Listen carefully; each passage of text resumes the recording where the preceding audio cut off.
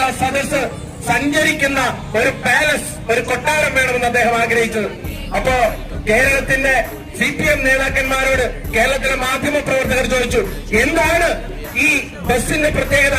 അപ്പൊ സഖാവ് AK ബാലൻ പറഞ്ഞു, ഈ ബസ് സാധാരണ ബസ്സല്ല, ഈ ബസ്സിൽ വലിയ സൗകര്യങ്ങളാണുള്ളത്.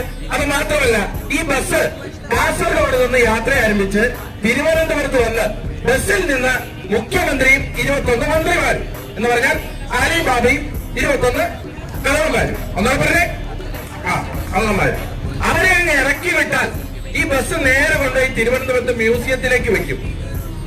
സഖാവ് AK ബാലൻ പറഞ്ഞു, ആളുകൾ ക്യൂ നിൽക്കും. എന്തിന്? ഈ ബസ് കാണാൻ വേണ്ടി. കാരണം എന്താ?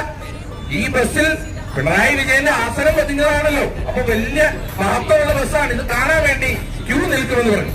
അവസാനം നവകേരള സദസ് കഴിഞ്ഞ് നമ്മൾ ഈ ബസ് നോക്കി മ്യൂസിയത്തിൽ പോയിട്ട് ബസ് കണ്ടി